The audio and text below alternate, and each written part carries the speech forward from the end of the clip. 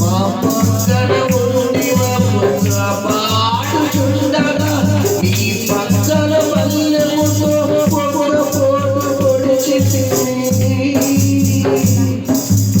ఎవరి కోసమో ఈ జ్ఞాన త్యాగము, ఎవరి కోసమో ఈ శిలువ త్యాగము. నీ కోసమే నా కోసమే కలువరి పయనం, ఈ కలువరి పయనం, కలువరి పయనం, ఈ కలువరి పయనం. ఎవరి కోసమో ఈ జ్ఞాన త్యాగము, ఎవరి కోసమో ఈ ప్రాణ త్యాగము. హల్లెలూయా.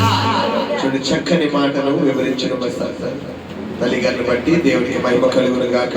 మరొకసారి మన వాక్యం తీసుకున్నప్పుడు యోహాను సువార్త 19వ అధ్యాయము 28వ వచనం చదువుకున్నప్పుడు, అటు తర్వాత సమస్తమును అప్పటికి సమాప్తమైనదని యేసు ఎరిగి లేఖనము నెరవేరినట్లు. హల్లెలూయా. ఇక్కడ గమనించండి, సమస్తమును సమాప్తమైనది. ఏంటి సమాప్తమైనది అంటే, ఈ లోకానికి తండ్రి యేసు ప్రభు వారు పంపిన ఉద్దేశం ఏదైతే ఉందో అది సమాప్తమైందని ఆయన ఎరిగి తప్పికొని ఉన్నాడంట. ఏంటి అంటే తప్పిక రెండు రకాల తప్పిక అక్కడ.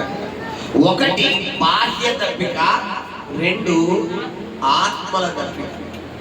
ఎందుకంటే ఇందాక నేను మీకు ఎగ్జాంపుల్ చెప్పినాడు, శరీరంలో ఉన్న రక్తం అంతా బయటకు పోయినప్పుడు ఏమేస్తుంది మనకి? దాహం వేస్తుంది.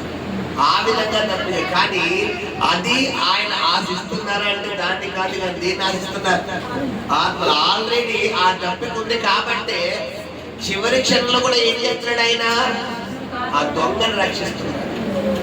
ఇక్కడ గమనించట్లేరా? మరి ఈ రోజు నువ్వు ఉద్యోగం చేస్తున్నావు, వ్యాపారం చేస్తున్నావు, జీవనోపాధికి వెళ్తున్నావు, పనిలోకి వెళ్తున్నావు, ఉదయం లేచిన మొదలు నిద్రపోయే వరకు కనీసం ఒక వ్యక్తి కన్నా నువ్వు సువార్త ప్రకటిస్తున్నావా అంటే దాన్ని నువ్వే ఆలోచించుకో. ఎలా ఉంది నీ ప్రార్థన జీవితం? కనీసం ఒక వ్యక్తి కన్నా నువ్వు దేవుడి కోసం నువ్వు సువార్త ప్రకటిస్తున్నావా లేదా? నీ ఆత్మీయ జీవితం నీ సహోదరి సహోదరుడు గమనించు.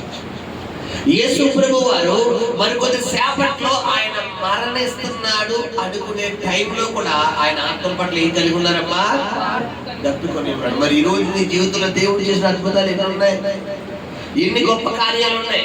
ఆయన ఒక ఆత్మను రక్షించడం కోసం గెరాసిన దేశంలో అడుగు పెట్టేస్తున్నాడు. ఒక ఆత్మను రక్షించడం కోసం సమరయ పట్టణంలో వెళ్ళిపోతున్నాడు.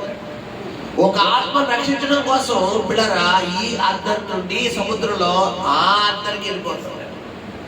మరి ఈ రోజు మనం కనీసం మన పక్కింట్లో కూడా వెళ్ళాం, మన పక్క వీధికి కూడా చెప్తాం.